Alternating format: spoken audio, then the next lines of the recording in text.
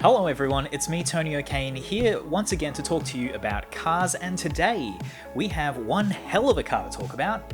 It's the new Nissan Z.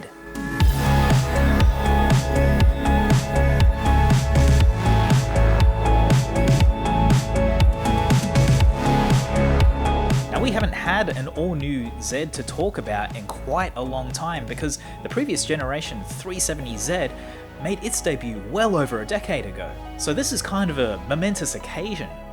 Now Nissan has been spooling up the hype train in the lead up to the reveal of what it's calling the Z Proto, and on September 16 we're going to get our first official look at that new car.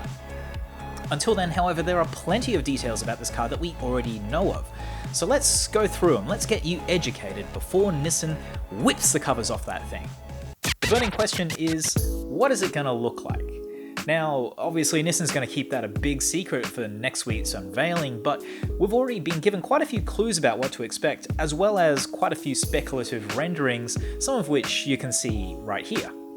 But besides those renderings, the car has also shown up in a few teaser videos at this point, and we can clearly see that the long bonnet, short cabin, and sloping roofline of the 370Z is a design theme that's going to continue with the new car. However, that's all that it will have in common with its predecessor, because pretty much everything else about the way this car looks will be changed. It'll be chock full of callbacks to other historic Zs too. The headlamps will feature a circular LED graphic that draws on the style of the original 240Z, while the wide, blacked out taillight panel is a clear homage to the Z32 300ZX of the early 1990s. Alfonso Albaiza, Nissan's head of design and the man responsible for styling the new Z, recently released a sketch on his Instagram of what the back end will look like. And while those synthwave 300ZX taillights are very much the focus, we can also see the squared off rear wheel arches that echo those of the 240Z and 260Z, as well as the same vertical door handle style that's been in use since the 350Z. Now for the engine. Sports cars need sporty engines, and the new Z is set to receive one doozy of a powertrain. A twin-turbo 3-litre V6. That's a format last used in the Z32 300ZX back in the 1990s, but the 400Z's V6, an engine known by Nissan as a VR30, turns the wick well up on that old motor. Already in use by the Infiniti Q50 and Q60, the VR30 twin-turbo engine makes a very healthy 290 kilowatts of power and 475 Nm of torque, or 400 horsepower and 350 pound-feet of torque if you prefer those units. Now that's a big increase over the 370Z's 245 kilowatts of power and 363 Nm of torque, and a fair whack more than the 250 kilowatts of power made by the Toyota Supra. Though I should make note that the Supra does make more torque, with 500 Nm from its BMW-sourced turbo inline 6. I should perhaps note that this actually isn't the first time that the VR30 engine has been put into a Z. Back in 2018, Nissan themselves put a VR30 into a 370Z to make a SEMA show car, calling it the Project Club Sport 23. In the Infiniti Q60 and Q50, this engine only comes hooked up to a 7-speed automatic gearbox, but in the latest Z teaser, Nissan showed a brief glimpse of the center console with a hand reaching out to grasp what very much looks like a manual gear knob.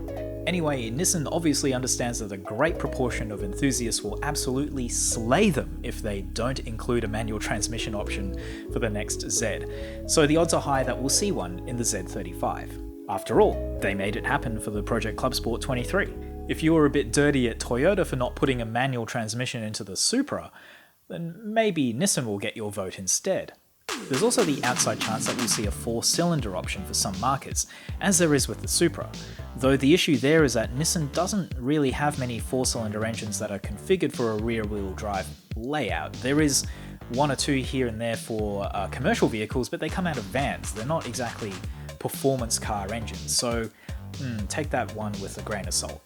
One thing's for sure, the next Z will stay rear-wheel drive. The new Z will make use of Nissan's FM platform, which goes all the way back to the V35 Skyline of the early noughties and has been used by the 350Z and 370Z as well. It will naturally be an evolved version of the platform though, and to be honest, despite its age, it's still more than suitable for a modern sports car. As for the name, the car that will be revealed next week will go by the name of Z Proto, indicating that it's not going to be 100% the car that we can expect to see in showrooms eventually.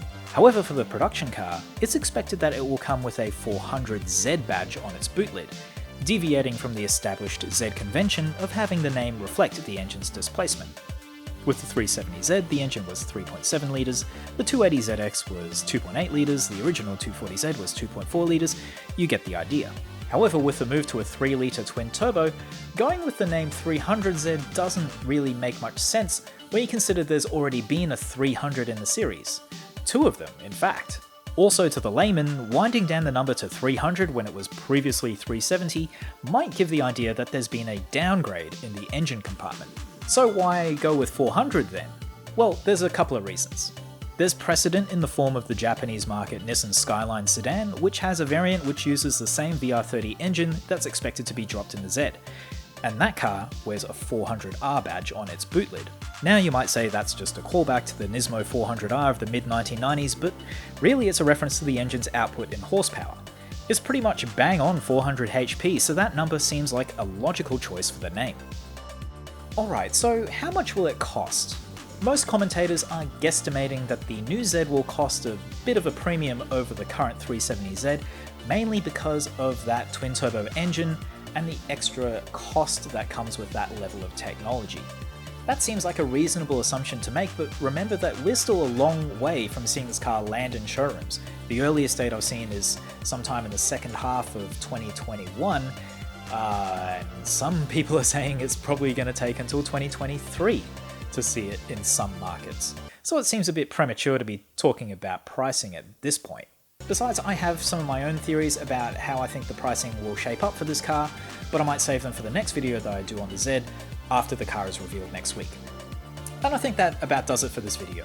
As I said before, the big reveal of the Z Proto happens next week on September 16, and I'll be covering it in great detail right here on this channel. So if you haven't already, please do consider subscribing, and maybe also hit that notification bell so you get notified the instant my videos go up, so you can be one of the first to see the brand new Nissan Z Proto in all its glory. I'll talk to you all then. Thanks for watching.